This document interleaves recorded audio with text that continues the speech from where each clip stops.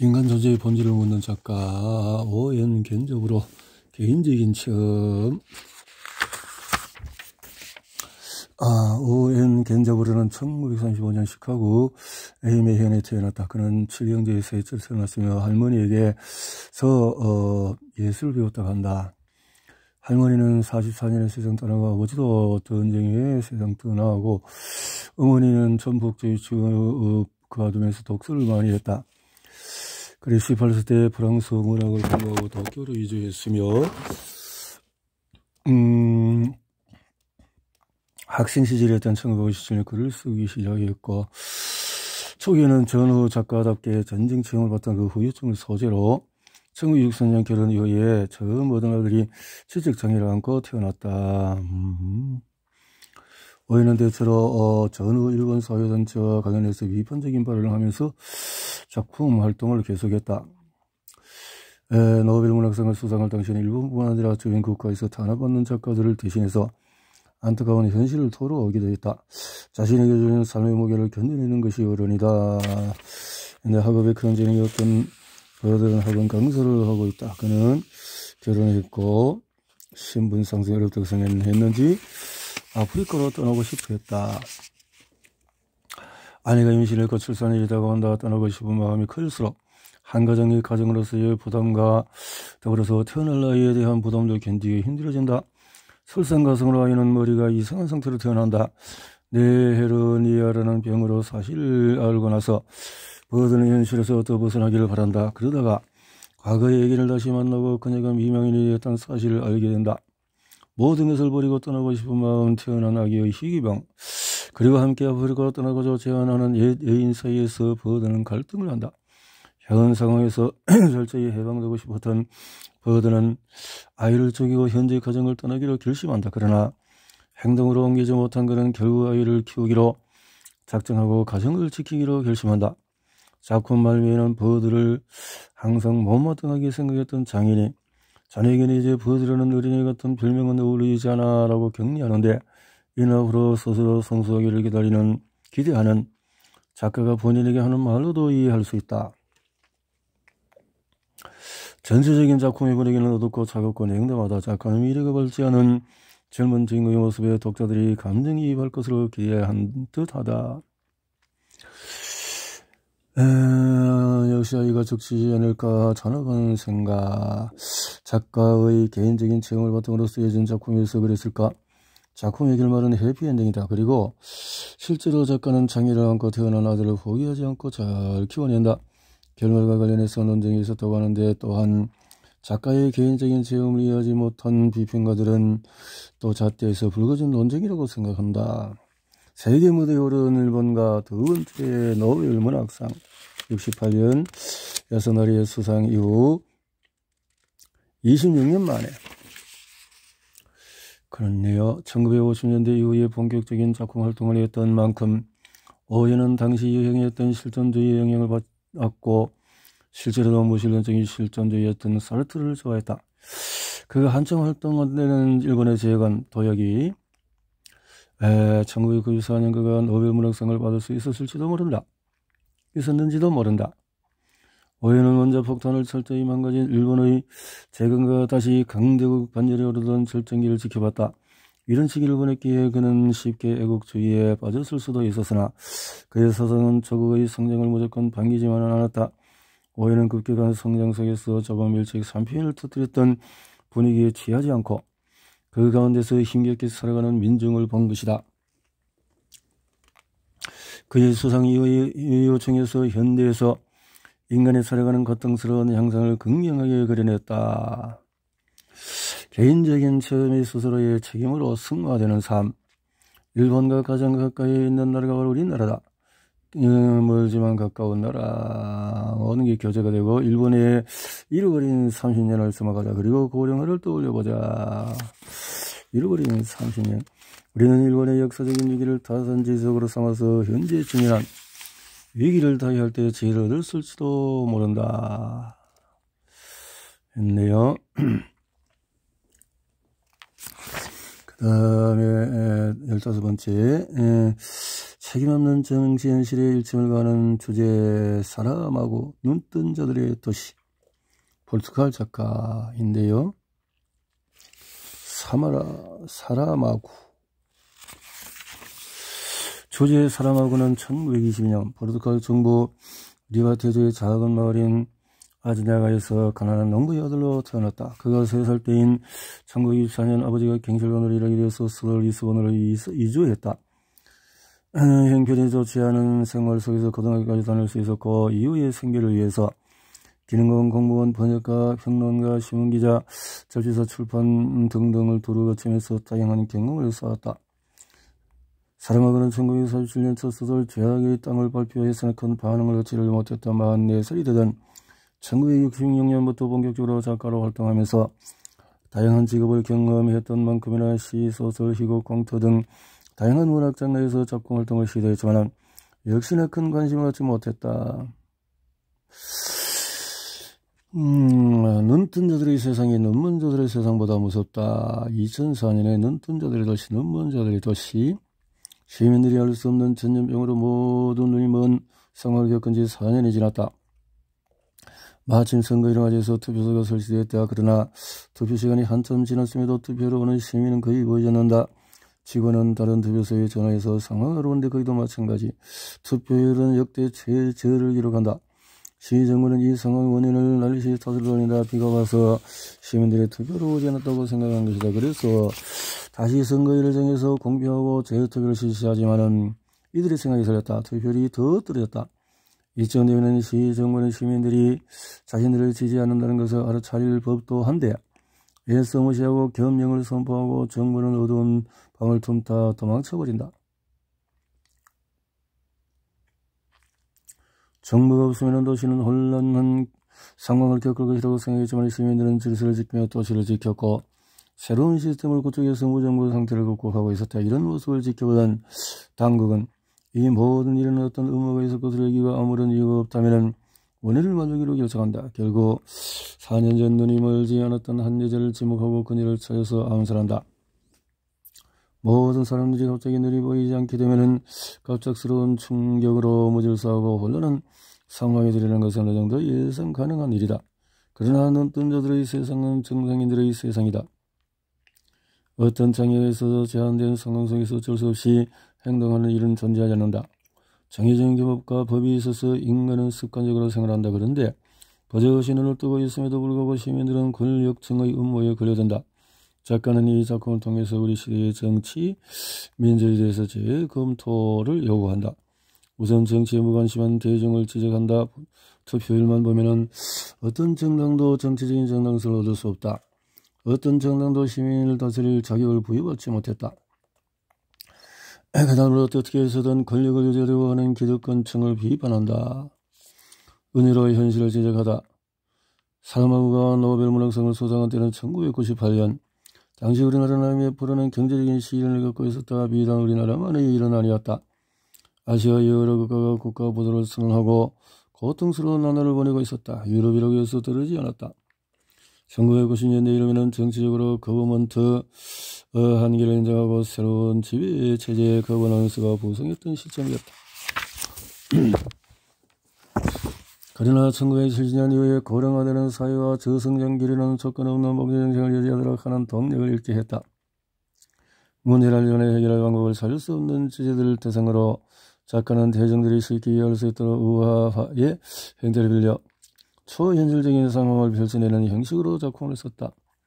세기말 작가의 노벨 문학상 수상한 당시 정치 상황에 대한 비판 그리고 새로운 대안이 필요하다는 작가의 메시지에 대한 공감이 아니었을까?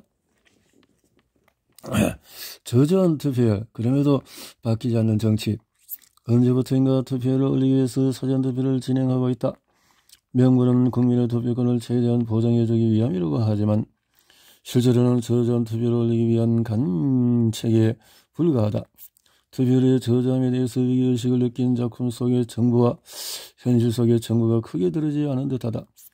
지지하지 않은 정부임에도 불구하고 점령하지 못하는 소설 속의 시민들의 정치적인 무관심과 바로 갈등이다. 작가의 바람은 2000년대 이후에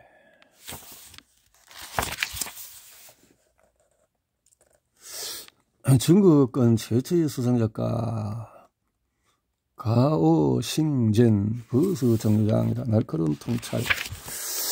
가오싱젠은 1940년 중화민국 장시성 간조시의 출생, 은행가무로 지은 아버지 덕에 여인은 가정생활, 아울러 영국 교육했던 어머니 영향으로 피아노 예술을 배우고 1957년부터 62년까지 베이징 외국어대학에서 프랑스 문학과를 연극에도 관심. 그래서 정부의 가오싱 인물이 되어졌는데 1966년 중국 문화대혁명 때에는 지식인이라는 이유로 10년간의 재교육 처분을 받았고 자신의 원고를 불태워야 했다. 이후에 75년에 문해제의 프랑스 문학 담당 일을 하고 모두 당시 중국 정치 상황에 대한 비판의식과 관련이 있었다. 문화대혁명이 끝난 이후부터 번역가로 활동하면서 78년 이후부터는 소설과 희곡을 발표. 하지만 중국 공산당원으로서 중국 공산 비판이었던 이유로 반치지 인사로 지목했고, 가오싱제는 1987년 독일 문화교류재단의 특혜를 받아 독일에 방문했다가 프랑스에 머물고 1989년에 천안문 사건이 발생하자 해외 처리를 의심하고 망명을 신청. 1991년에 프랑스 시민권을 취득해서 중국계 프랑스인으로 살고 있다. 2000년 중국권 작가로서는 처음으로 노벨문학상을 수상하게 했다. 당연히 중국에서는 망명자인 가오싱젠의 수상을 강하게 비난했다. 노벨문학상을 수상한 이후에도 그는 미국에서 여러 상을 받았다. 대표적으로는 2000년에 미국의 국제평생공로 아카데미상 금상, 2002년에 미국 공공도서관 사자상, 그리고 대만에서 문화업적을 기리면서 국립대만대학, 대만중앙대학, 대만중산대학에서 명예박사학위, 그는 동양화에도 재능을 발휘하여 30여 차례 전시도 하고 멋지게 살고 있었네요. 버스 정류장의 부조리함으로 체질을 비판하다. 가오싱젠의 대표적인 버스 정류장의 내용은 제목과는 달리 버스가 어제는다 어디론가 떠나기 위해서 버스 정류장에 모인 사람들, 그들의 모습에는 동적인 느낌이 있다. 버스는 오지 않고 정적인 공간이 되어버린다.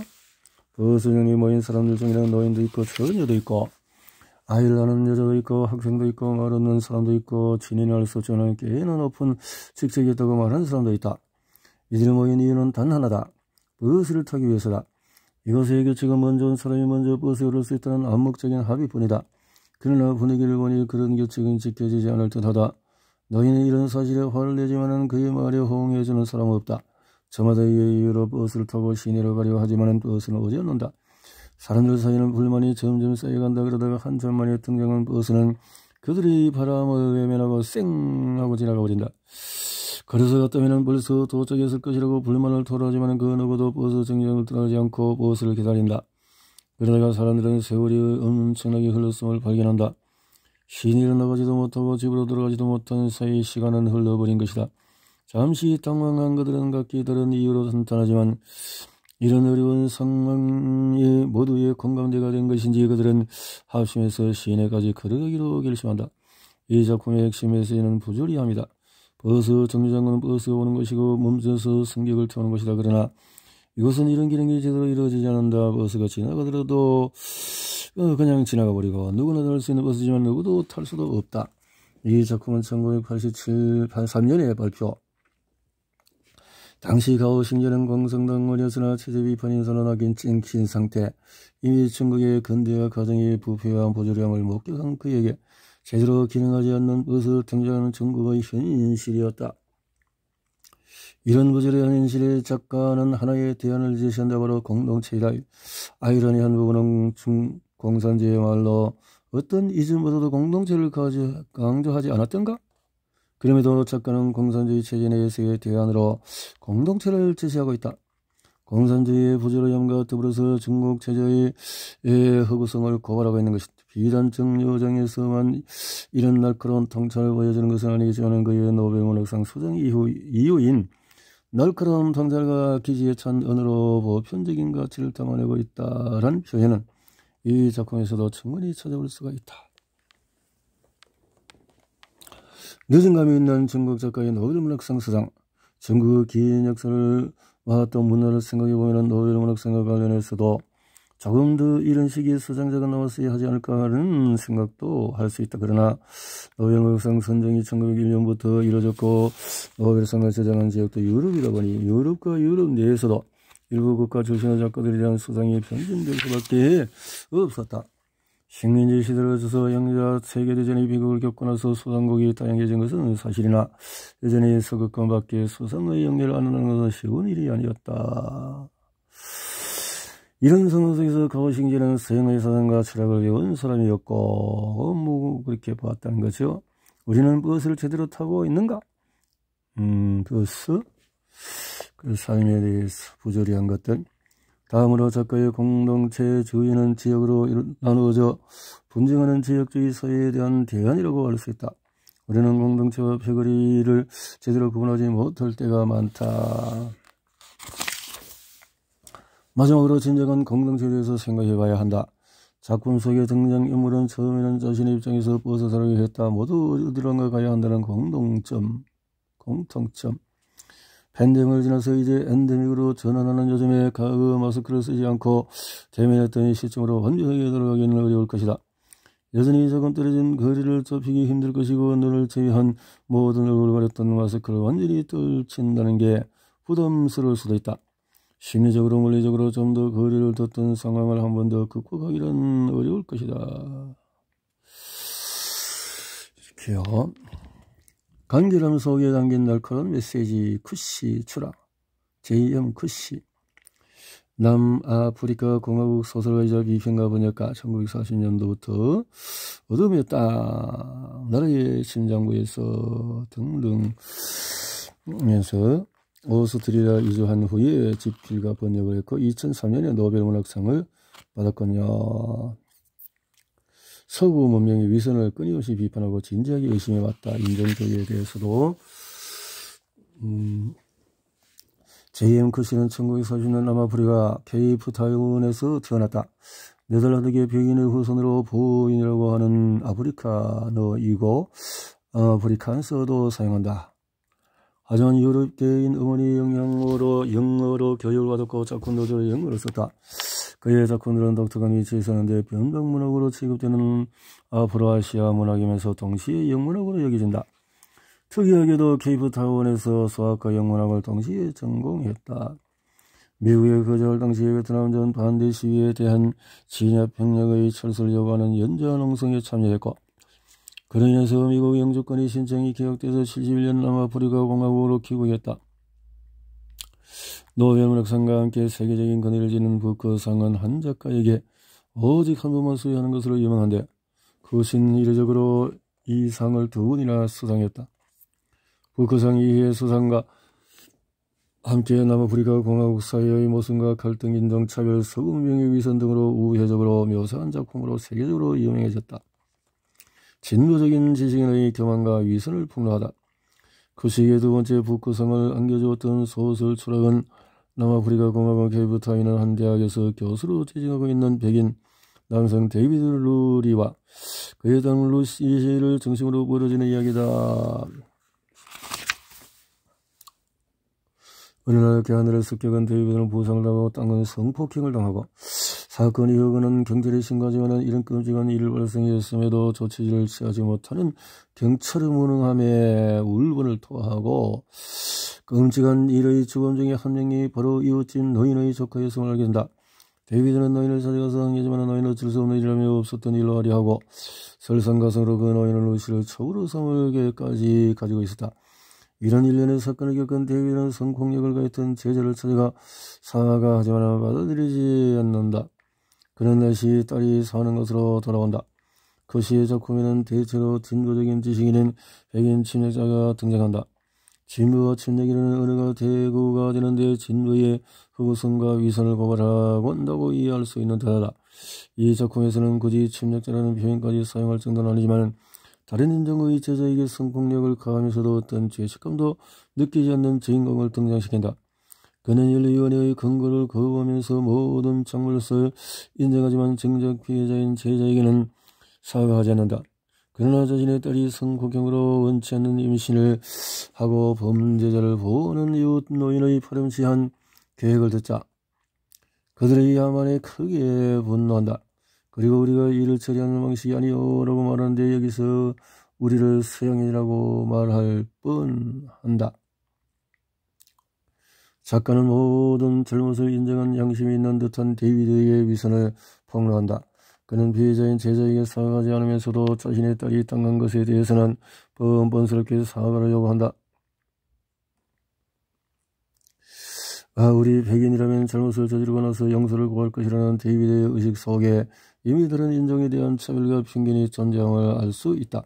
그의 노벨문학상 수상 이후인 잔인한 인종주의와 서구문명의 위선을 끊임없이 비판하고 진지하게 의심해 왔다가 정확하게 적용되는 부분이다.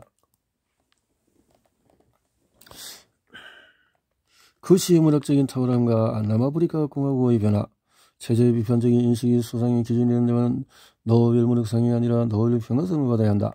다시 말해서 노벨 문학상은 비판적 의식도 중요하지만 문학의 예술성도 뒷받침되어야만 받을 수 있다는 의미다.